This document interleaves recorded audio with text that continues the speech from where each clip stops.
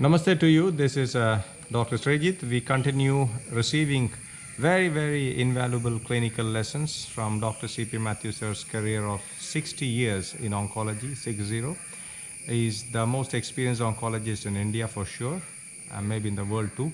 So in today's specific small scale episode, we narrate the situation of somebody with external ear papilloma. That was a patient who really required radiation, but perhaps the institutions were not very keen of getting that for him.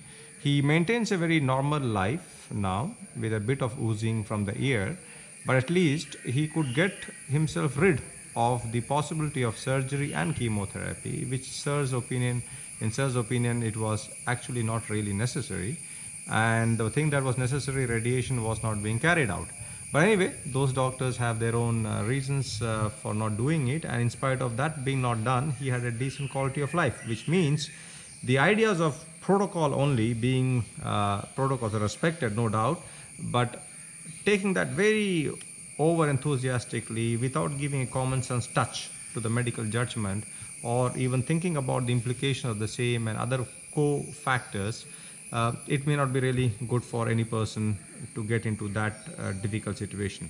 So I would lead the narration to Sir to narrate in detail how the person had first come, and again second he came with recurrence, but he's still having a normal quality of life with some discomforts. This was a case of benign papilloma of the external ear.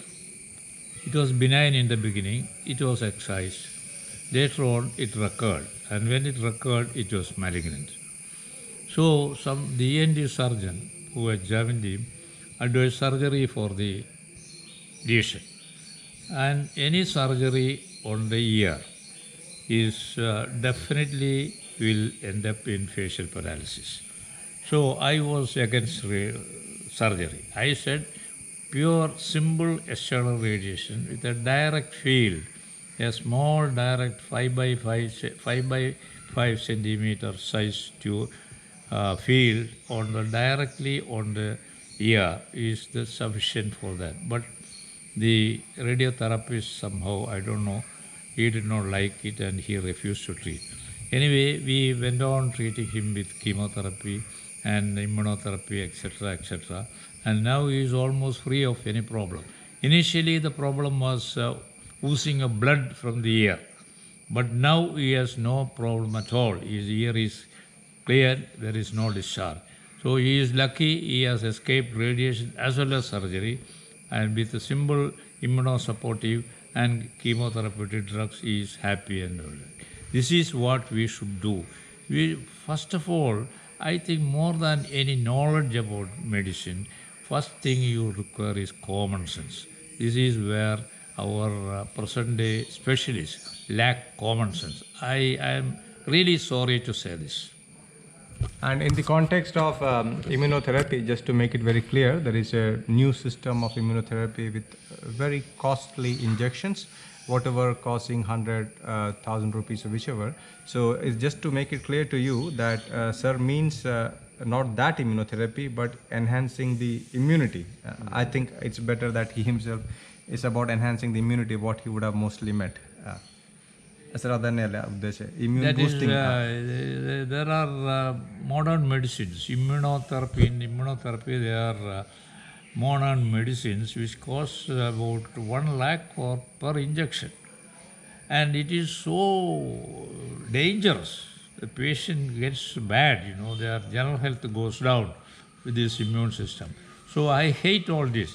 We have simple immune boosting drugs in Siddha, Ayurveda, etc. That is what I use. Immune boosting systems like ashwagandha, etc. While in that place, we get excellent results.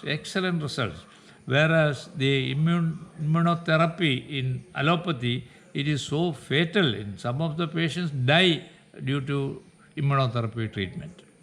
And we are not being critical about it, but then the fact of the matter is, many a times the patients who have come to Sir's OPD, I have witnessed them, they invariably lament about the financial tragedy they went through and on top of that, the lack of results, and even if some results have come, they haven't been sustained well, and it's never been received well by at least those who came to us.